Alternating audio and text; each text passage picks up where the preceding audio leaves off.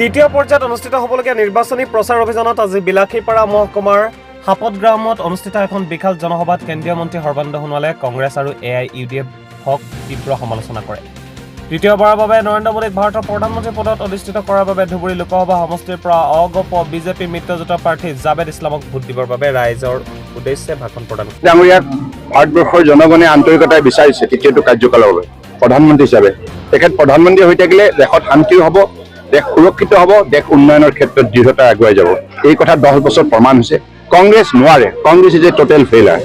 60 বছৰ কাম কৰাৰ পাছতো 60 বছৰ সুযোগ পোৱাৰ পাছতো তেখেতসকল নোৱাৰাৰ মূল কাৰণ হৈছে তেখেতসকল দুৰ্নীতিপৰায়ণ, সাম্প্ৰদায়িক বিভাজন নীতি কৰে।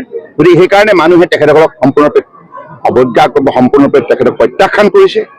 আৰু আনপিনে মোদী ডাঙৰীয়াৰ সবকা সাথ সবকা বিকাশ নীতিৰ যোগেদি গোটেই ভাৰতবৰ্ষৰ 140 কোটি 84 লাখ লোকক ঐক্যবদ্ধ কৰি পেলাই দেশ শক্তিশালী কৰিলে। 5ম স্থানত ভাৰতবৰ্ষক যি প্ৰতিষ্ঠা কৰিলে অৰ্থনীতি হিচাপে, সৰ্ববৃহৎ অৰ্থনীতি হিচাপে। গতিকে সেইবাবে আগন্তুক দিনত এইখন ভাৰতবৰ্ষক যাতে পৃথিৱীৰ অন্যতম শক্তিশালী উন্নত ৰাষ্ট্ৰ হিচাপে গঢ়ি তুলিব পৰা যায়, তাৰ বাবে নৰেন্দ্ৰ মোদী ডাঙৰীয়াৰ দৰে সৎ আৰু নিষ্ঠাৱান শক্তিশালী নেতাৰ প্ৰয়োজন। এই কথা ভাৰতবৰ্ষৰ প্ৰতিজন নাগৰিকে উপলব্ধি কৰিছে। সেই গোবৰে যে এইবাৰ নিৰ্বাচনত আমাক জয়যুক্ত কৰে।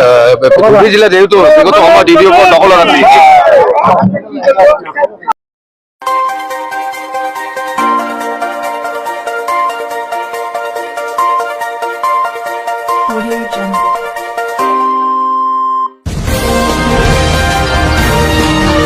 আপোনালোকে চাই আছে CNC নিউজ নৰ্থ ইষ্ট।